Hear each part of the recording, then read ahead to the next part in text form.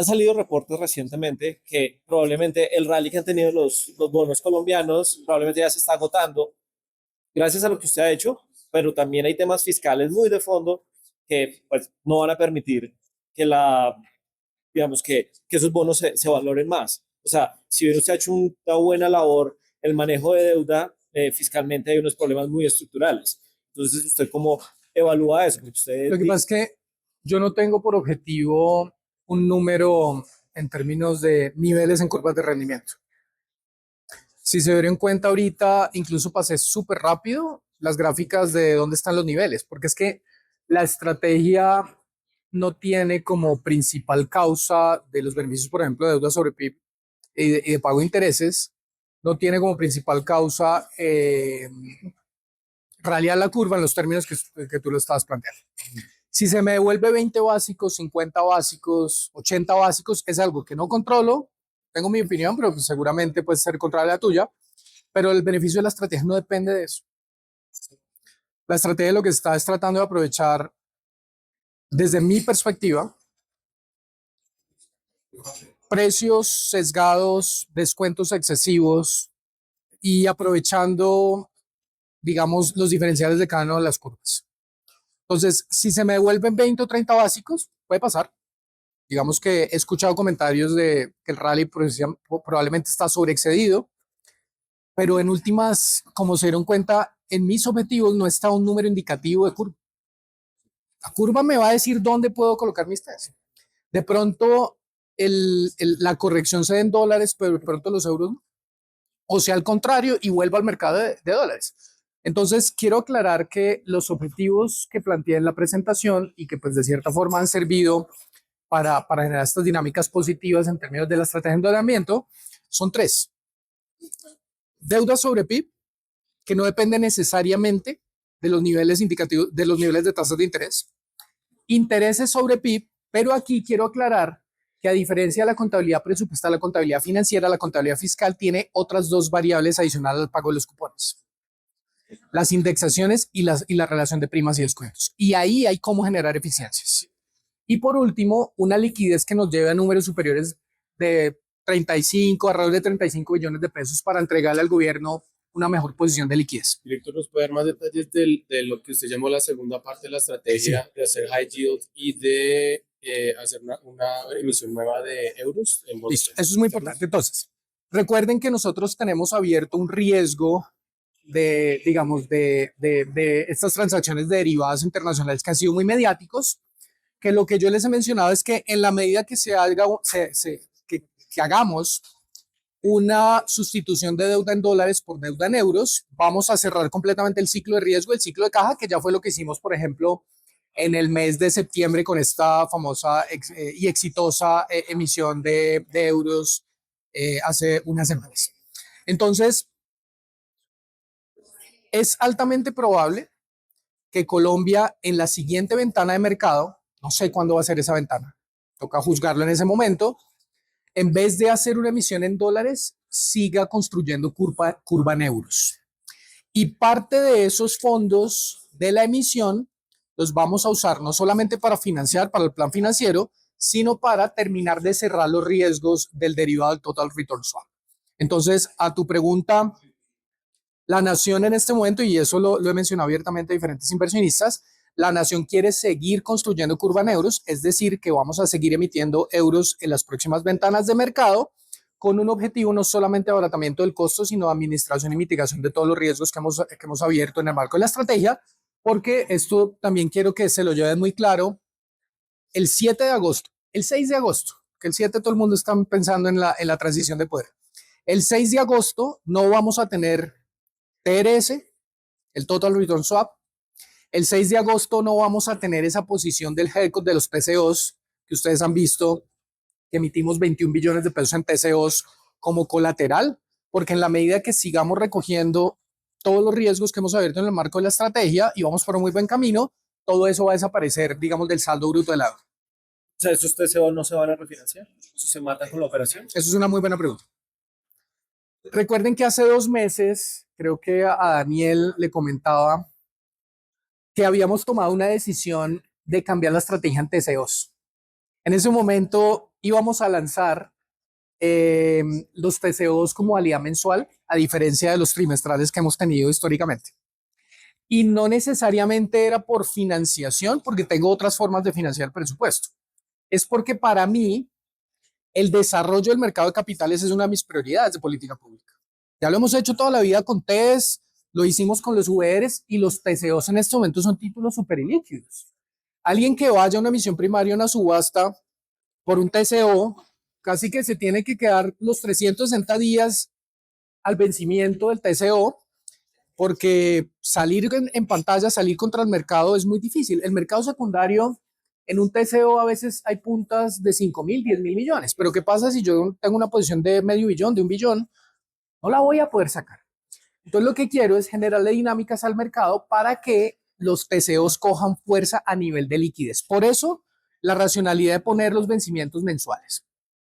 Por eso la racionalidad de decir no va a haber parámetros de sobreadjudicación, sino que todas las subastas van a tener 900.000 millones, porque quiero que el perfil de vencimientos, pues básicamente sea estable alrededor de los 3.6 billones de pesos. Y que en el mes 13, cuando yo saque 3.6 billones, esos recursos del mes 13 se usen para pagar los vencimientos del mes 1. Entonces, miren que los TCOs no hacen parte como tal de una estrategia de financiación. Entonces, si tenemos en cuenta que por cada mes vamos a estar emitiendo alrededor de 3.6 billones de pesos, multiplicado por 12, eso nos deja más de 40 billones de pesos de stock permanente de los TCOs. Entonces tú me preguntas, pero es que están excedidos, porque el stock actual es de 60 y pico billones, 61 billones de pesos. Sí, por eso empezamos a gestionarlo la semana pasada. La semana pasada recogimos 10 billones de pesos y es probable que sigamos recogiendo contra pantalla o en operaciones de manejo. En el momento que tomemos la decisión es porque el mercado nos permite entender que hay una buena ventana. Entonces, los TCOs asociados al colateral del haircut del TRS van a desaparecer en la transición al siguiente gobierno. En el momento que cancelemos el TRS, esos TCOs de colateral desaparecen. Y el exceso momentáneo, por ejemplo, en los vencimientos de TCOs de marzo y de junio, hay niveles cercanos, hay cifras cercanas a los 10 billones, estaban en 15, pero ahora bajaron a 10 con la operación de manejo de la semana pasada. Es probable que ahí tengamos que hacer un poquito más de gestión, porque, insisto, yo quiero un perfil en amortizaciones cercanas a 3.6, 4 billones de pesos de manera permanente, que le permita al mercado incorporar, digamos, expectativas de la política pública en materia de cómo vayan las subastas de TCOs, pero sobre todo que nos ayude a generar liquidez para que cualquier tenedor de TCO tenga la certeza de que puede encontrar un comprador si quiere contra pantalla. Y esa es la forma de acotar el riesgo de financiamiento de la estrategia de largo plazo, porque ese ha sido como un comentario repetido de los analistas. Sí, de acuerdo. Mire, el riesgo de refinanciamiento, ahorita les decía, mire, la vida media de todas las operaciones no se ha disminuido, se ha incrementado. Entonces ustedes pueden revisar ahorita, les pasamos la presentación para que tomen los datos precisamente de ahí.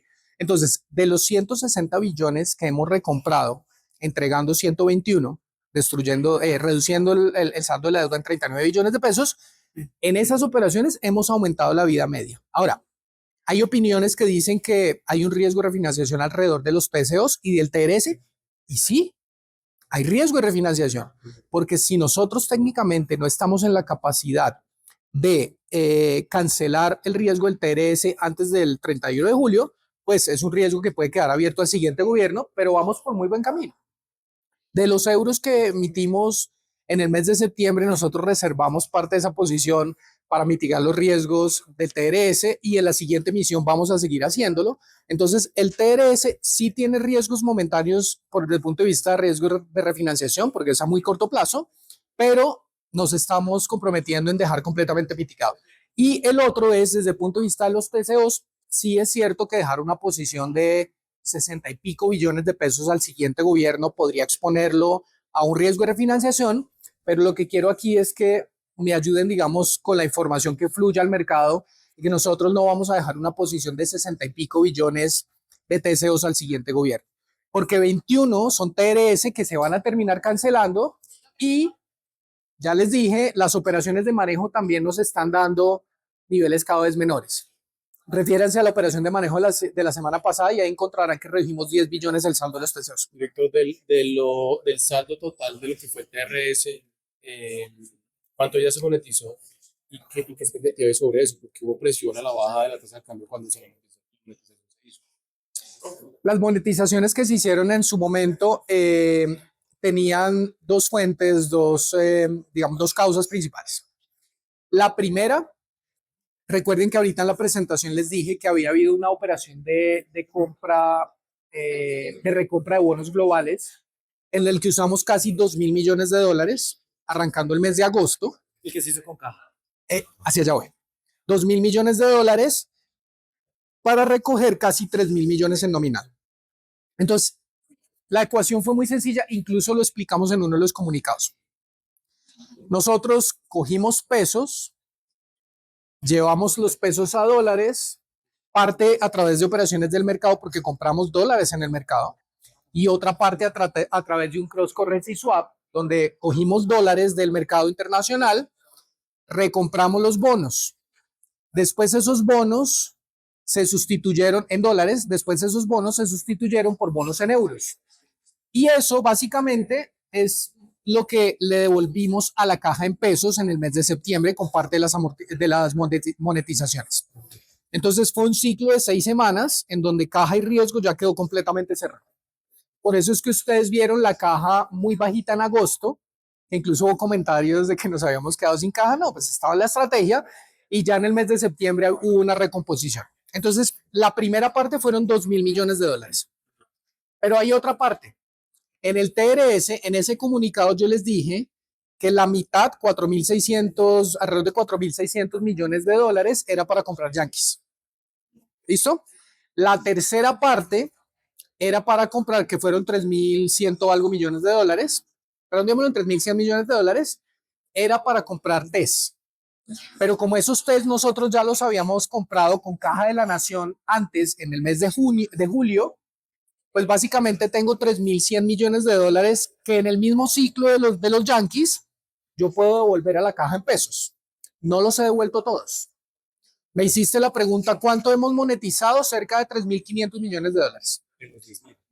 No, es que los 10.000 nunca vienen a monetización. No, ojo, primero no fueron 10.000, fueron 9.300. De esos 9.300, la mitad asociado a los Yankees nunca tuvieron una intención de ser monetizados. Porque con eso compramos Yankees y después yo con euros pago los Yankees y nunca entró al mercado local. Y hay una sexta parte que es algo cercano a 1.600 millones de dólares que fueron tesoros de Estados Unidos, que tampoco tienen una intención de ser monetizados. Entonces, de los 9.300 millones, solamente la tercera parte, que son alrededor de 3.100 millones, tuvieron una intención de entrar al mercado local. Pero a mí no me convenía desde el punto de vista de la ejecución, por eso les dije, yo no hablo con periodistas julio, agosto, septiembre, porque si yo comunicaba esto, me hacían el front running, me hacían pagar duro. Entonces, ¿qué fue lo que hice yo? Cogí la caja en pesos, sin que nadie se diera cuenta de esta forma que lo estoy explicando, la usé para comprar el portafolio en TES y después recuperé esa caja en dólares y parte de eso ya lo moneticé. Que si voy a seguir monetizando, depende, los niveles de tasa de cambio. De pronto, Pues sí de pronto ahorita en la subida que hubo en los últimos días, que la tasa de cambio subió como 100 pesos, de pronto ahí ustedes pueden ver que hicimos algo de ventas en el mercado. Más o menos fueron 3.000 o 3.100 millones de dólares los que han traído. O sea, Sí. ¿les queda munición para seguir Total. trayendo? Mira, eran 2.000 del tender número 1, de la recompra número 1, y 3.100 de la sustitución de la caja que usé para el TRS de la porción de pesos. O sea que estamos hablando de más de 5.000 millones de dólares. Ese es el potencial El potencial. que se podría. El potencial.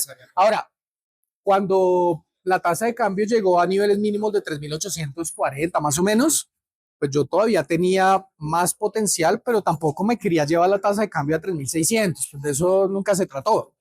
Entonces, al igual que lo he hecho en mis intervenciones en el mercado de test, por ejemplo, yo entro al mercado 2, 3 días y después lo suelto para que el mercado se estabilice, porque mi interés no es ponerle un nivel objetivo a la curva, mi interés no es ponerle un nivel objetivo a la tasa de cambio.